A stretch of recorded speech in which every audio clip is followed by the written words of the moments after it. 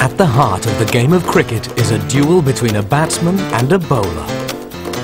A fast bowler can send the ball at fantastic speeds. The ball reaches the batsman in half a second. At times, it travels too fast for the human brain to react to. The ball seems to defy the laws of physics. During this battle, there is only room for one general, the captain. He's the man who must manipulate minds in this match.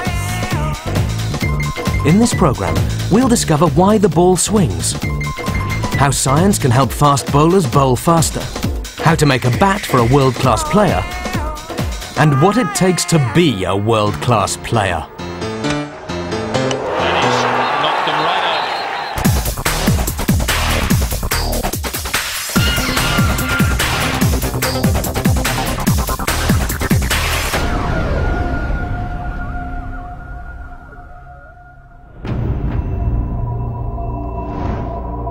To outsiders, cricket can seem a strange and alien world. The players wear white.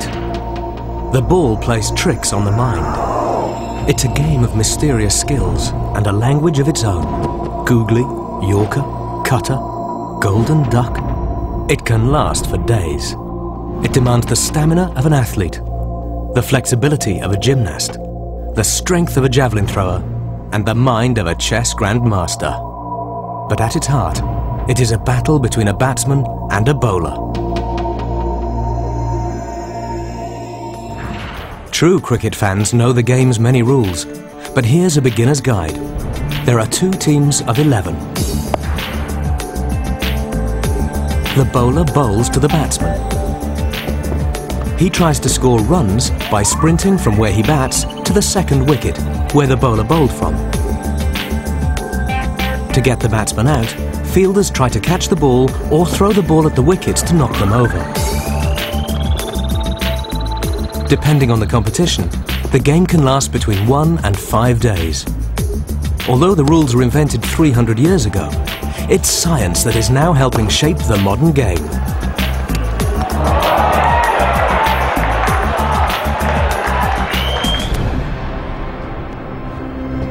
These men are the undisputed masters of cricket, the Australian national team. Their greatest spin bowler, Shane Warne. He's taken nearly 500 wickets. Their best one-day batsman, Michael Bevan, dominates the game. The Australians have cricketing stars. Brett Lee, one of the youngest and most lethal fast bowlers. The world's most successful captain, Steve Waugh, who scored nearly 10,000 runs.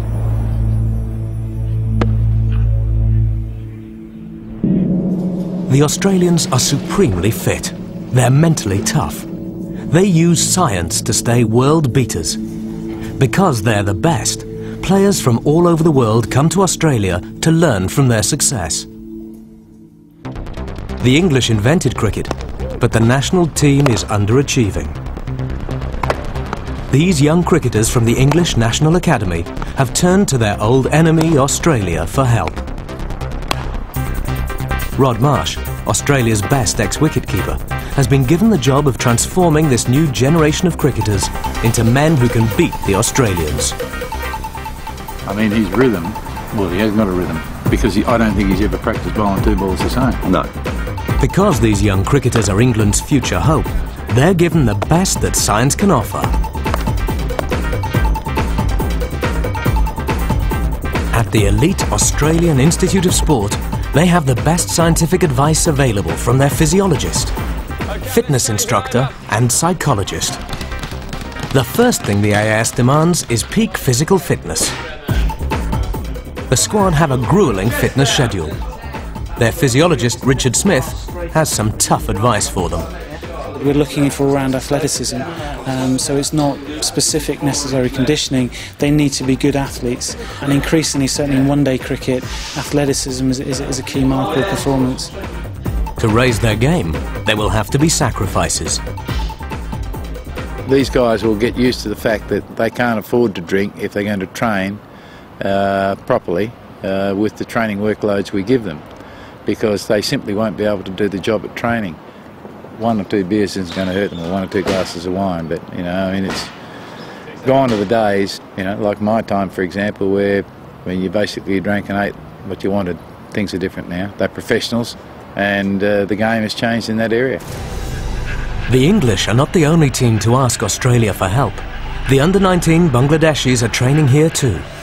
They too are being whipped into shape to give them explosive power, strength, speed and endurance.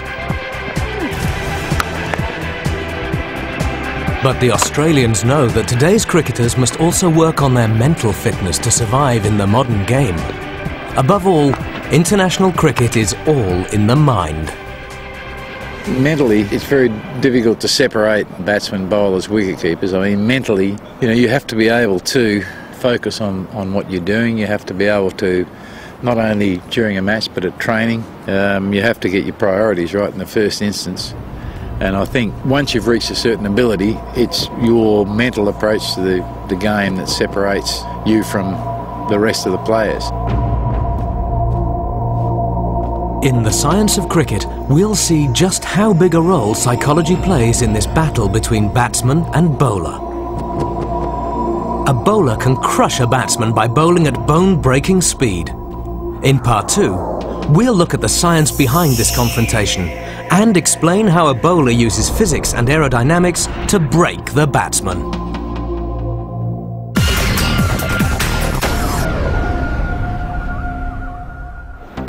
Makram is the bowler, and Gooch is taking... Fast bowlers, pacemen. These are the players who open the bowling, launching balls at batsmen at speeds of up to 90 miles, that's 144 kilometers per hour, in the hope of getting them out or turning them into nervous wrecks. Oh, that's beautifully bowled. Pakistan legend Wasim Akram bowls out Graham Hick in the England-Pakistan Test Series in 1992. Oh, look at that. The perfect in-swinging Yorker. His bowling partner, Waqar Younis, continues to torment the English. That in-swinging Yorker again, he's got him.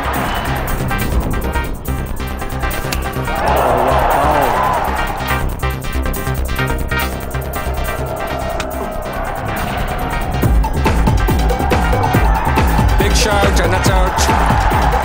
Another wicket falls, and England are really in trouble now.